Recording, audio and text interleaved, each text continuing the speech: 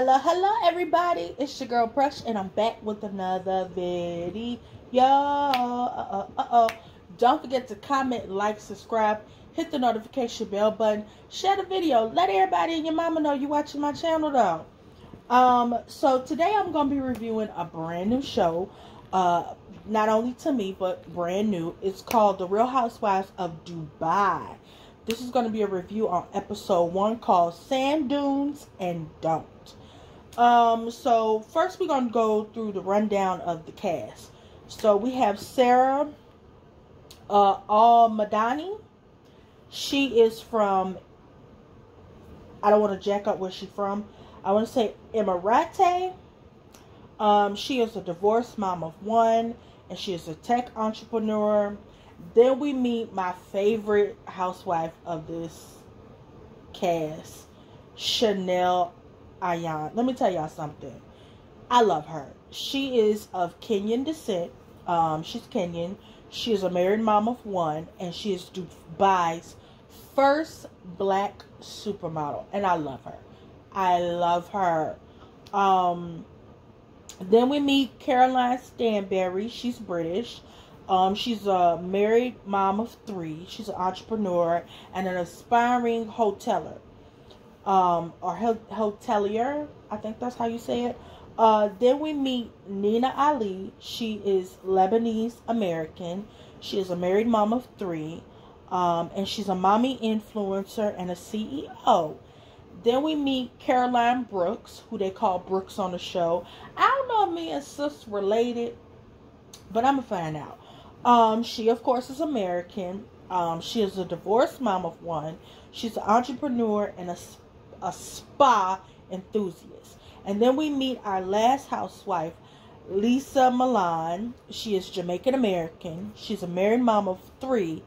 And she is the founder, CEO, and owner of the mommy maternity fashion company called, what's it called?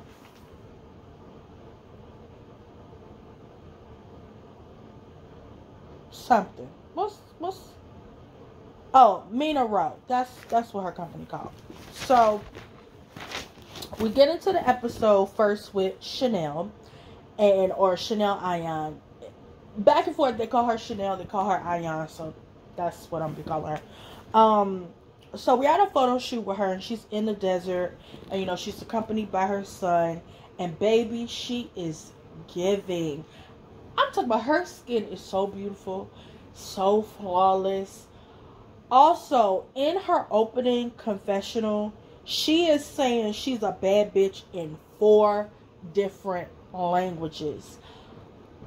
Let me tell y'all something. She really is a bad bitch, though. Like, her opening confessional look is everything. Of course, her husband is white. And her son is like her BFF, whatever the case may be. And she gives me Grace Jones vibes.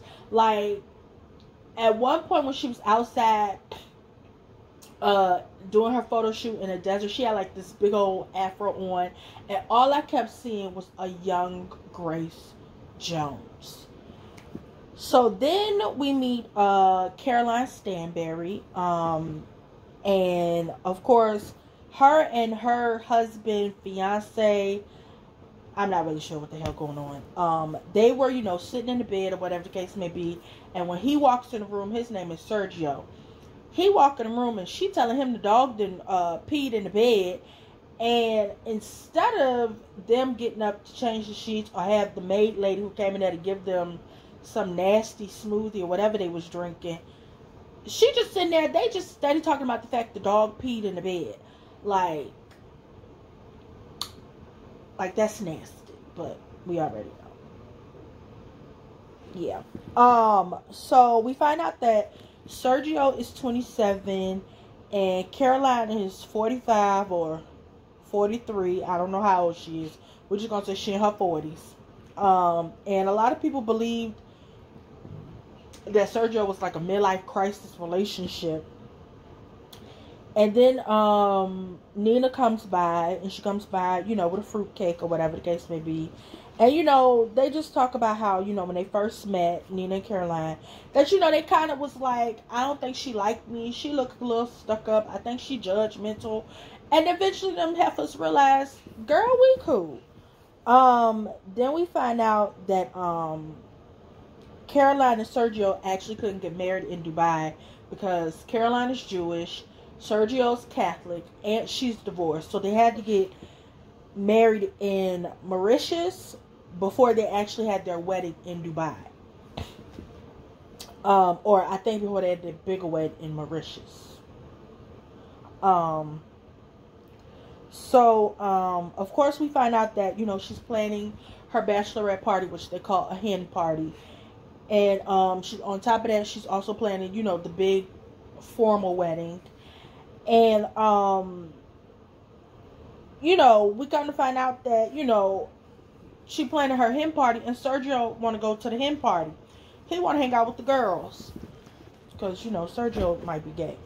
Or at least that's the vibe I get. Like, that's her good Judy, child. I don't care what nobody say. Sergio and Caroline is good Judy, honey. Then we meet Lisa. And like I said, Lisa, I believe she started off as a model, I'm not mistaken. But she was on a BET reality series, I think, called College Hill or something. I hear a lot of people say that's where she's from. I didn't watch that show, so I don't really know. But we see Lisa at her house in the pool with her kids, and they had to put actual big chunks of ice in the pool because it was 103 degrees. Lord have mercy, not 103, 103 degrees. And of course,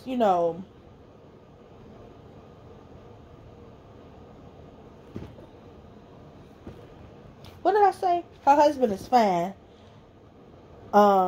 They met in Miami and live. I think that's a strip club. And, they've been happily married for 10 years now.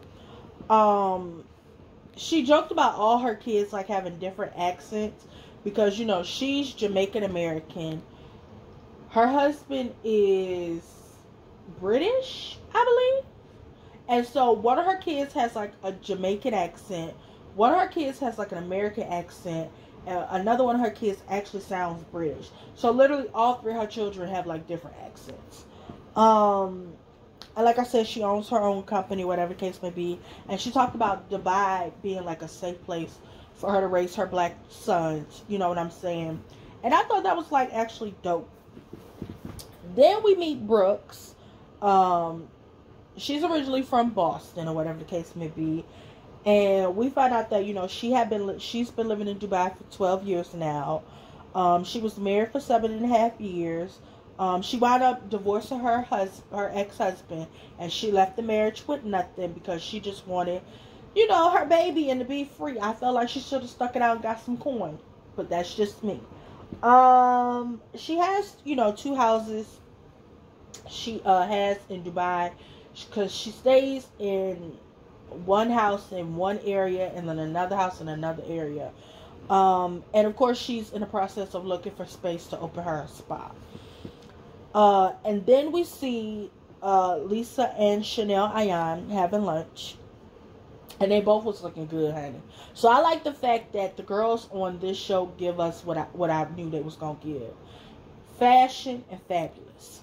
And, we find out that Chanel and Lisa have been, friends for 6 years now. And they have a really nice bond I like. So, Chanel Ayan asked Lisa if she going to go with her to the Hermes store. Because they had, like, booked an appointment to go down there to the Hermes store, honey. And Chanel was like she couldn't go because she's going to Caroline's bachelorette party. And, Chanel, like everybody else, is like, girl, the people ain't getting married, or they not really in love. Well, they get married, but they not in love, or whatever the case may be. She was like, that relationship ain't got no sexual chemistry. That's just for me, And so then Brooks calls, and then Ayan brings up the fact that Brooks had called her at like 7 in the morning to basically brag about the fact that Caroline invited everybody but Chanel Ayan to her bachelorette party, and she made the slick comment of what did she say to her?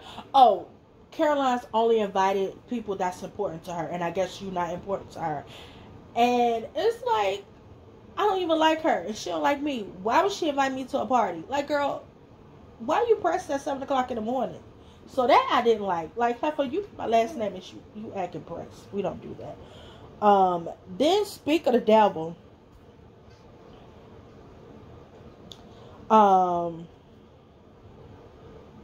What happened? Oh, no. And then at one point, Lisa called Brooks wishy-washy. Like, she said, girl, that girl go wherever the wind blows.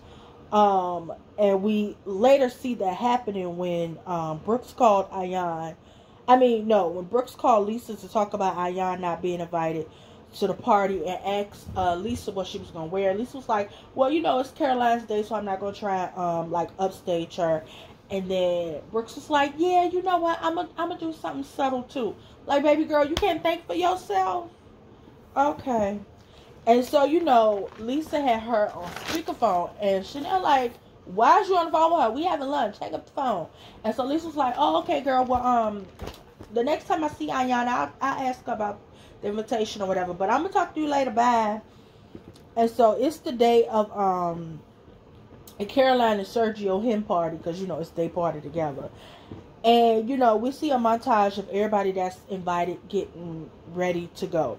So the hen party is on a yacht, and the decor was like black and white. And, you know, Sergio didn't want a stag party or a bachelorette party because, you know, he wanted to hang out with the girls. Caroline's dress she wore to her hen party was ugly. So everybody there looked better than her, including Sergio.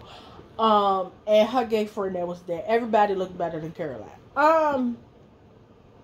Of course, then, you know, Brooks has kind of like a snob moment where, you know, they were asked to, you know, take their shoes off before they got on the yacht. And she was like, well, girl, where the servants at? Ain't nobody out here to help us or whatever.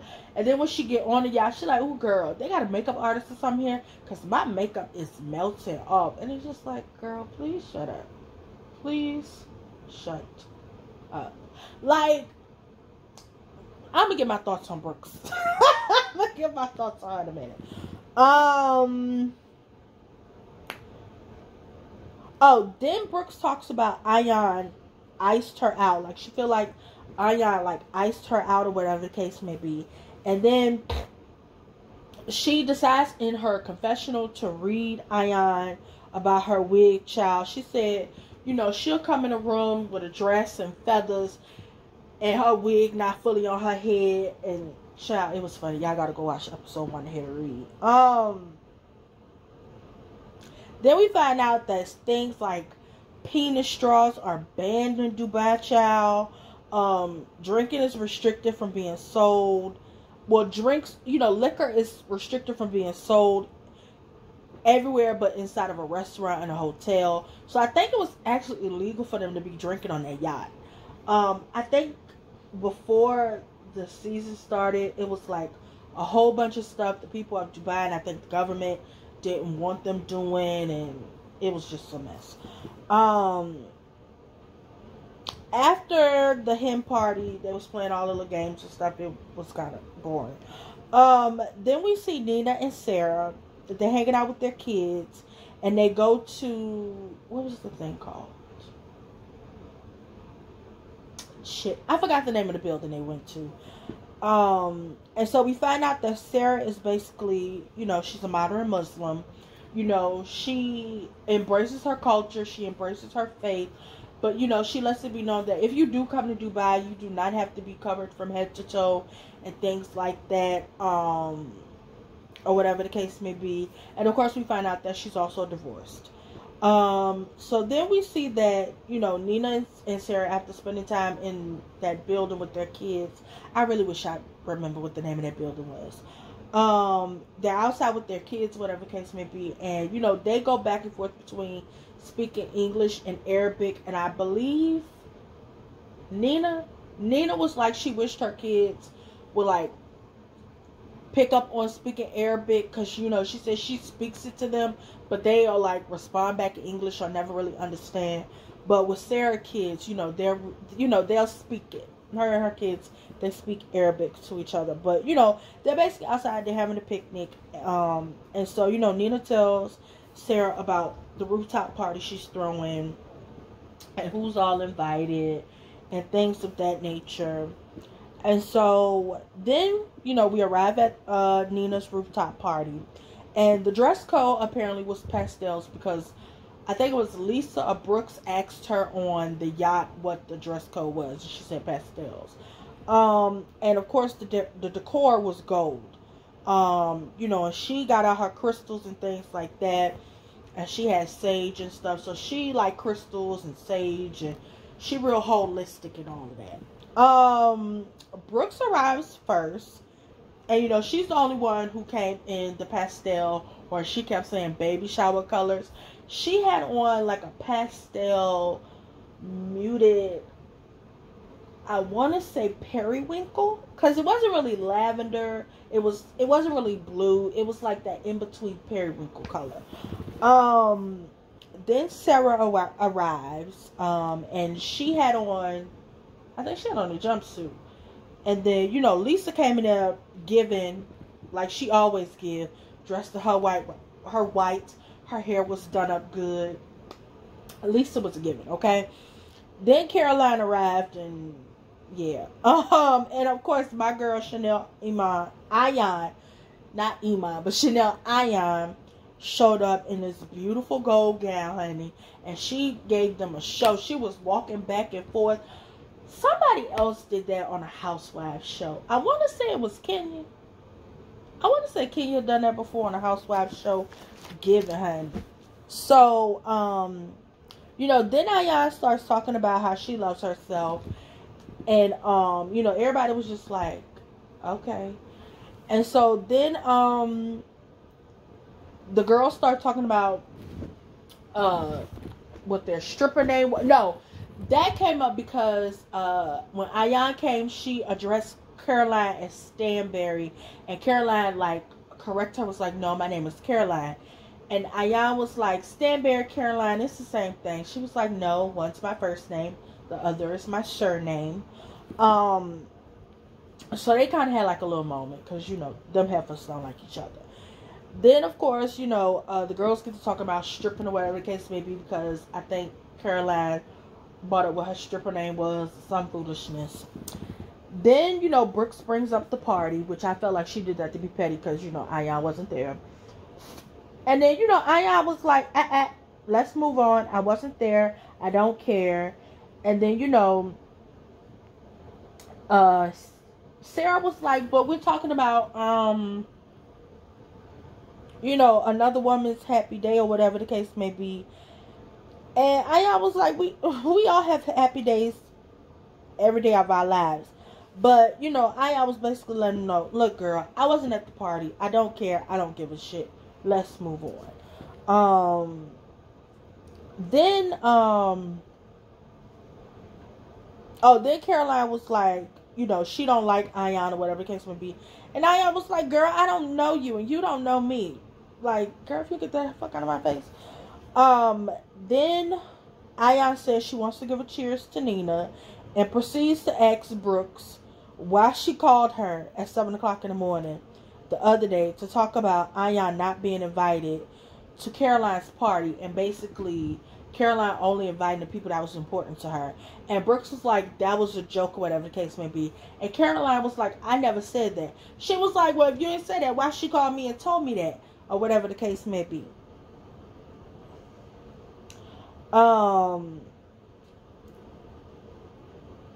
And so, you know, Brooks was like, it was a joke.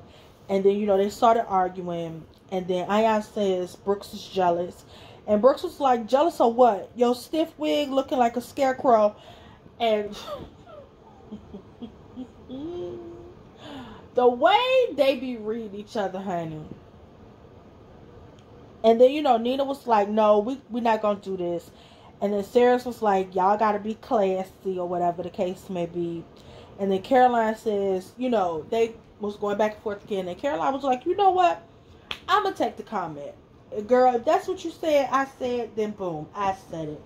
And that's where it ends for Caroline basically saying, you know what, I said it. And what? My thoughts on the first episode was that I love Chanel Ayan. Lisa be dressing her ass off. I don't think Caroline nor the producers know how old she is. Sarah's gonna try to be the peacemaker, but she a little messy. Nina seemed a little messy too. I don't like Brooks. Let's just keep it a buck. Even though that bitch got the same last name as me, I don't like her. She gives me the whole I want to fit in too bad. I want to be liked by the popular girls. I never felt like I was that girl, and now I got a little money or whatever, little notoriety. I feel like I'm that girl, and no shade, you supposed to feel like you that girl, but she tried too hard. That's why I don't like her. She got that I try too hard vibe, and I think that's her problem with Ayan, is that she wanted Ayan to like her too much. Even with her saying, I feel like Ayan iced me out. Let me tell you something. I don't give a fuck who do or don't like me.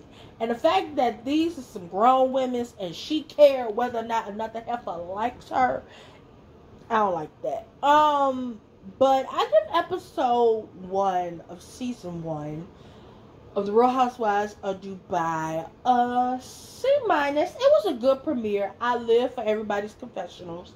The confessionals was everything. I do feel like we do need those type of confessionals. A full body confessional where we get to see the girls from head to toe. So I definitely feel like we need those type of confessionals moving forward for all the other shows. Especially Beverly Hills, Atlanta, the Real Housewives of Potomac. I don't care about the other white heifers. I don't watch their shows. But like for the shows I actually do watch, I want more full body confessional. So yeah, I give the premiere episode a C-. So yeah, y'all, I'm gonna go ahead and edit this video, and then I gotta watch episode 2. So yeah, y'all, don't forget to comment, like, subscribe, hit the notification bell button, and share my video, and let everybody know that you'll be watching my show though. Okay, you'll be watching over here with me. We chilling, we kicking it, or whatever the case may be. But again, don't forget to comment, like, subscribe, hit the notification bell button so you never miss the upload. Bye.